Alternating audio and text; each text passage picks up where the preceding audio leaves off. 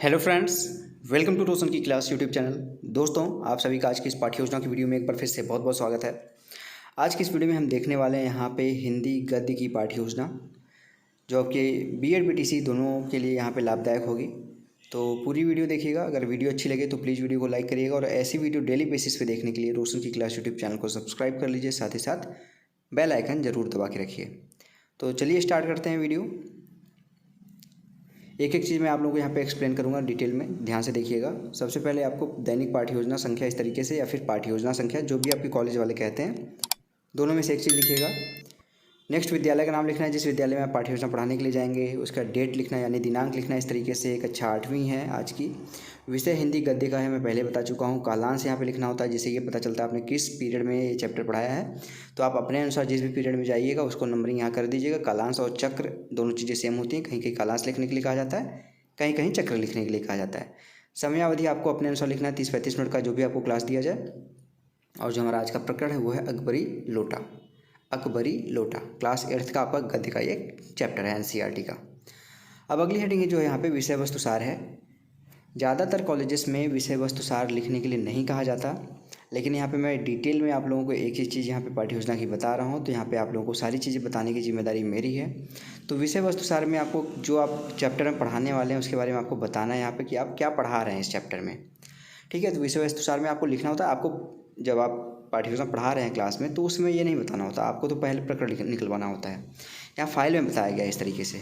तो फाइल में देखिए बताया गया विषय वस्तु सार में अकबरी लोटा कहानी के लेखक अन्नपूर्णानंद वर्मा हैं। अकबरी लोटा यहाँ पे एक काल्पनिक कहानी है में एक और झाऊलाल हैं जिन्हें खाने पीने की कोई कमी नहीं थी। उनकी पत्नी एक दिन 250 रुपये की मांग करती हैं।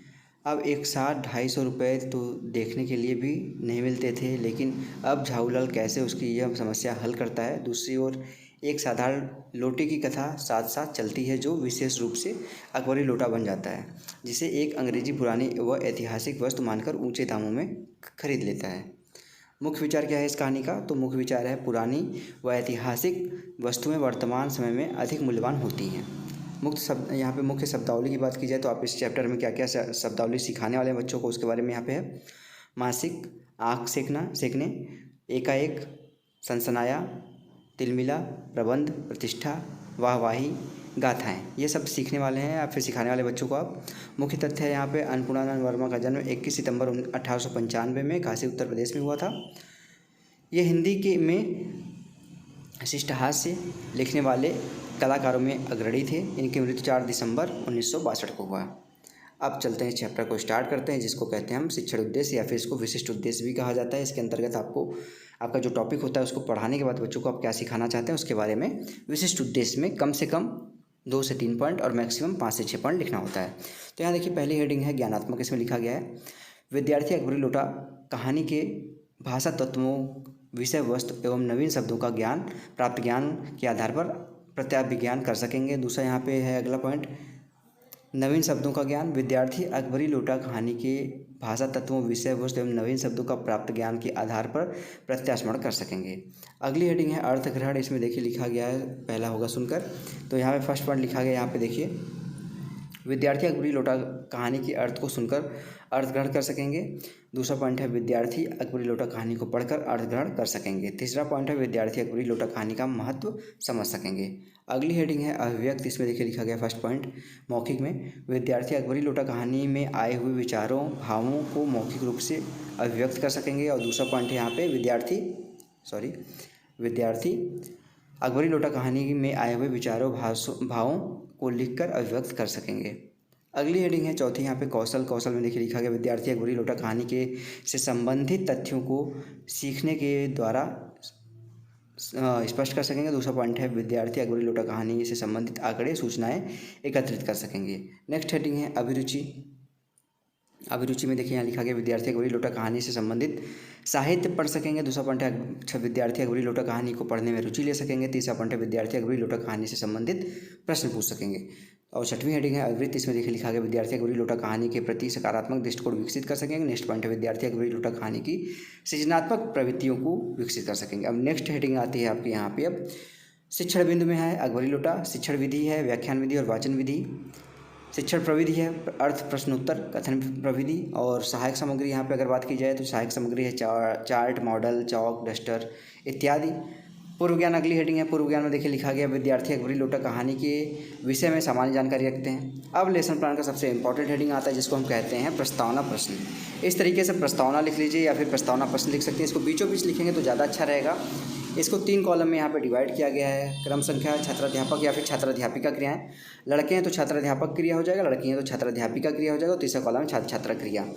इसमें कम से कम आप 3 प्रश्न पूछ के अपना प्रकरण निकलवा सकते हैं। ज़्यादा से ज़्यादा 5 से 6 प्रश्न पूछा जा सकता है अपना प्रकरण निकलवाने के लिए।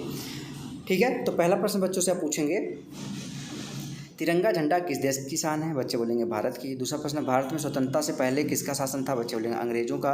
तीसरा प्रश्न है अंग्रेजों से पहले किसका शासन था? बच्चे बोलेंगे मुगलों का।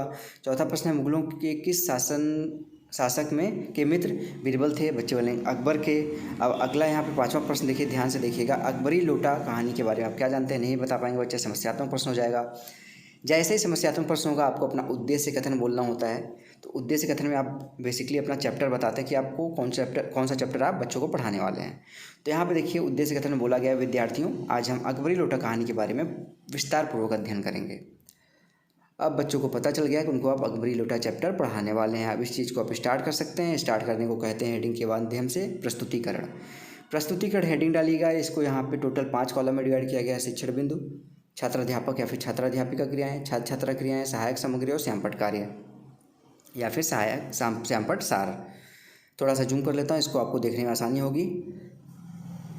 शिक्षण बिंदु है आप पढ़ाने के वाले हैं, जो पैरा पढ़ाने वाले उसका थोड़ा सा स्टार्टिंग पॉइंट उसका डैश डैश डैश करके लास्ट पॉइंट लिख दीजिए। तो यहाँ पे देखिए लिखा गया है लाला झाऊलाल को डैश डैश डैश लोटे के पक्ष में थी।